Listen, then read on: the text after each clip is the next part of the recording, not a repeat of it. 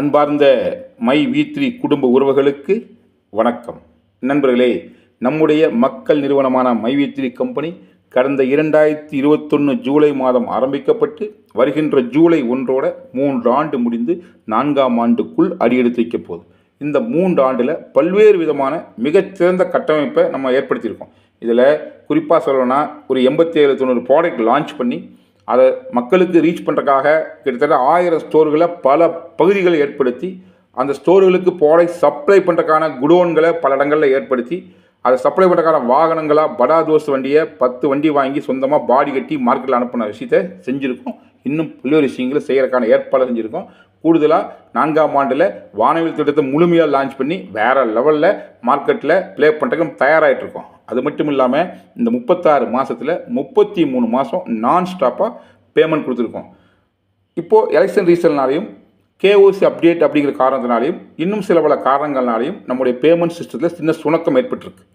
இந்த காலகட்டத்தை பயன்படுத்தி நம்ம நிறுவனத்துக்கு எதிராக ரொம்ப நாளாக கடந்த ஒரு வருடமாக போராடிட்டு இருக்கிற கார்ப்பரேட் சதியினால் தூண்டப்பட்டு செயல்பட்டுக்கிற சில அரசியல் கட்சிகள் மீண்டும் நம்ம கம்பெனிக்கு எதிராக ஒரு அவதூறு பரப்பிட்டுருக்காங்க. என்ன அப்படின்னா, நம்ம கம்பெனி மக்களை ஏமாற்ற போகுது, மோசடி பண்ண போகுது, இந்த கம்பெனி ஓடிட போகுதுன்னு சொல்லிட்டு ரொம்ப நாளாக சொல்கிறாங்க. இப்போ இன்னும் வேகமாகவும் சத்தமாக சொல்லிகிட்டு இருக்காங்க. நான் உங்களுக்கு ஒன்றே ஒன்று சொல்கிறேன், நம்ம கம்பெனி எந்த சுச்சுவேஷன்லேயுமே ஓடி போகிறதுக்கு எந்த எண்ணமும் எந்த திட்டமும் எப்போதும் கிடையாது. ஏன்னா இது எனக்காக மட்டும் ஏற்படுத்தின கம்பெனி இல்லை, இது மக்களுக்கான கம்பெனி.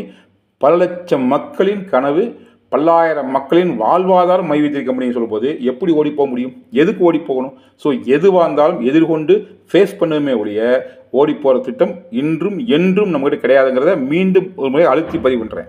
கூடுதலாக என்ன அப்படின்னா, இன்றைக்கி சுச்சுவேஷனில் நீங்கள் பணம் ரிசீவ் பண்ணுறது வேணால் சிரமம் இருக்கலாமே ஒழிய நீங்கள் டெய்லி இன்கம் ஏர்ன் பண்ணுறதுல எந்த தடையும் கம்பெனி ஏற்படுத்தலை. நீங்கள் எந்த பிளான் இருந்தாலும் அதுக்குண்டான வருமானத்தை தினசரி நீங்கள் இன்கம் ஏர்ன் பண்ணுறதுக்கான பிளாட்ஃபார்ம் ஆப்பில் கண்டினியூவாக கம்பெனி கொடுத்துட்ருக்கு, எங்கேயுமே தடுக்கலை. ஸோ கம்பெனி உங்களுக்கான வருமானத்தை தொடர்ந்து கொடுக்குறதுக்கான எல்லாம் செஞ்சிட்ருக்கு. அதில் நீங்கள் ஏர்ன் பண்ண தொகையை வித்ட்ரா பண்ணுறது மட்டும்தான் சுணக்கம் இருக்க ஒழிய, மீண்டும் சொல்கிறேன், நீங்கள் தினசரி இன்கம் ஏர்ன் பண்ணுறதுல எந்த தடையும் இல்லை. நீங்கள் எவ்வளோ இன்கம் ஏர்ன் பண்ணி வச்சாலும் அந்த தொகை நிச்சயமாக உங்களுக்கு கிடைக்கும். அதில் எந்த மாற்று கருத்தும் எந்த சந்தேகம் தேவையில்லை. 100% நிச்சயமாக நிறுவனம் அந்த பணத்தை உங்களுக்கு கொடுக்கும். அந்த பணத்தை கொடுக்கறதுல தான் தொடர்ந்து சில பல சிரமங்கள் இருக்கும்போது அதுக்கு என்ன பண்ணலாம் சொல்லிட்டு 1 by 1 ஏற்பாடு பண்ணி அதுக்குண்டான எல்லா முயற்சியும் கம்பெனி பண்ணிகிட்டு இருக்கு. இப்போ ஓஎம்முக்கு பேமெண்ட் போட்டாச்சு, பிஎம்முக்கும் பேமெண்ட் போட்டாச்சு. அடுத்து 1 by 1 பேமெண்ட் போடுறதுக்கு எல்லா வேலையும் தொடர்ந்து எல்லா விதமான முயற்சி செஞ்சுட்டு இருக்கோம். இது ஒரு சைடு நடந்துட்டு இருக்கு.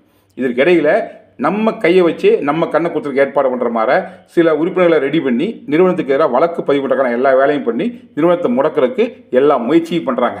ஸோ அவர்கள் நிறுவனத்தை வீழ்த்துவதற்காக அவர்கள் பல புகார் கொடுத்தும் அதற்கு எந்த விதமான ஒரு நடவடிக்கை இல்லாதனால எல்லாமே அது தவறான புகார் அப்படிங்கிறனால அவருடைய நினைப்பு நிறைவேறாதனால இப்போ மக்களுக்கு கொஞ்சம் குழப்பமான சூழ்நிலை அவர்கள் தவறாக டியூன் பண்ணி நிறுவனத்துக்கு எதிராக செயல்படுறதுக்கு முயற்சி பண்ணுறாங்க. இதில் நாம் எல்லாரும் தெளிவாக நின்று இந்த சூழலை கடந்து மிகச்சிறந்த முறையில் நிறுவனத்தை நடத்தி அனைவருடைய கனவை நிறைவேற்றுறதுக்கு கண்டிப்பாக அனைவரும் சேர்ந்து பாடுபடணுங்கிறதா என்னுடைய கோரிக்கை இங்கே வைக்கிறேன். நான் திரும்ப சொல்கிறேன், கம்பெனியை மிக சிறப்பாக நடக்கிறதுக்கு மட்டும்தான் எல்லா முயற்சி பண்ணுறேன் ஒழிய விட்டுட்டு போகிறதுக்கு எந்த முயற்சியும் எடுக்கவில்லை. அப்படி என்றால் இவ்வளவு நாள் இத்தனை போராட்டத்தை செஞ்சுக்கிற அவசியமே இல்லை. அத்தனை வழக்கல் செஞ்சுக்கிறேன், அத்தனை விஷயங்கள் தொடர்ந்து ஃபேஸ் பண்ணிட்டு இருக்கேன், அத்தனை விதமான எதிர்மறை விமர்சனங்களை தாங்கி தான் இந்த பிஸ்னஸ் பண்ணிகிட்டு இருக்கேன். இது எல்லாம் உங்களுக்கு தெரியும். இதில் நிச்சயமாக கம்பெனி என்ன சொல்லிச்சோ அது செஞ்சதற்கான எல்லா ஏற்பாடுகளை தொடர்ந்து பண்ணிகிட்டு இருக்கு. இதற்கு இடையில் சில பேர் என்ன பண்ணுறாங்கன்னா, கம்பெனி சொன்னதாக சொல்லி சில விஷயங்களை கிளப்பி விட்றாங்க. அதில் நீங்கள் தெளிவாக இருங்க. உதாரணத்துக்கு பார்த்தீங்க அப்படின்னா, டாலர்னு ஒரு கம்பெனியை மை வி3 ஆரம்பித்து அதுலேருந்து பேமெண்ட் போட்டு சொல்லி கிளப்பி விட்ருக்காங்க. அதில் எந்த விதமான ஒரு செய்தியிலும் உண்மை கிடையாது, அதுக்கும் நிறுவனத்துக்கும் சம்மந்தமே கிடையாது. அப்படி செய்தியை கம்பெனி யோசிச்சு கூட பார்த்தது கிடையாது. இது தவறான தகவல். அடுத்ததாக பார்த்தீங்கன்னா, நம்ம நிறுவனம் ஆஃப் டே தான் செயல்படும், மீதி பாதி நாள் வீடியோ ஓடாதுன்னு சொல்கிறாங்க. அப்படியெல்லாம் இல்லை. நிறுவனம் மிகச்சிறந்த முறையில் இப்போ எப்படி இருக்கோ அப்படியே இருக்கும்.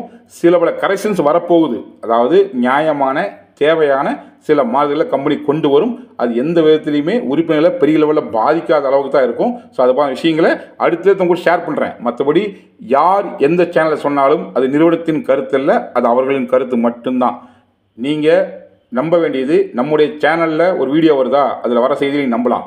அடுத்ததாக என்னுடைய மை வி3 MD4ங்கிற யூடியூப் சேனல் வர வீடியோவில் என்ன இருக்கோ அதை நீங்கள் நம்பலாம். மற்றபடி எந்த சேனலில் யார் நிறுவனத்தை பற்றி எதிர்மறையாவோ நேர்மறையாவோ நடுநிலையாக சொல்கிறாங்கன்னா அது அவர்கள் கருத்தான ஒழிய நிறுவனத்தின் கருத்தல் என்பதை தெளிவாக புரிஞ்சுக்குங்க. ஸோ உங்களுக்கு என்ன தகவல்னாலும் நானே சொல்லுவேன். எதையும் எதிர்கொண்டு அதை சந்திக்க தான் எனக்கு விருப்பமே ஒழிய எதை விட்டுட்டு ஓடுறது என்ற நோக்கம் கிடையாது.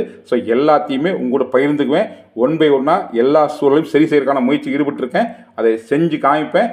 நிச்சயமாக நம்பிக்கையோடு இருங்கள். நல்ல ஒரு லட்சியம் வெல்வது நிச்சயம். நன்றி, வணக்கம்.